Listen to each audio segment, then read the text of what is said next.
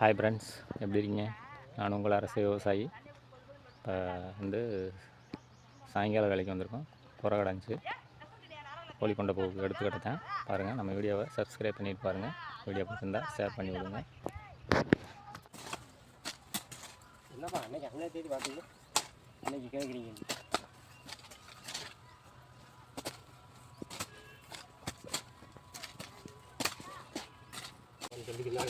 ஆஹா,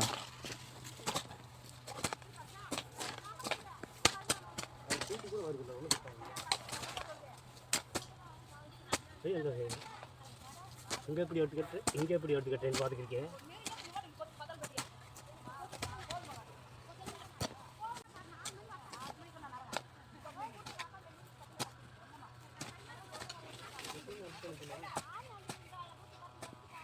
எங்கே குளிச்சுட்டு போயிருமா?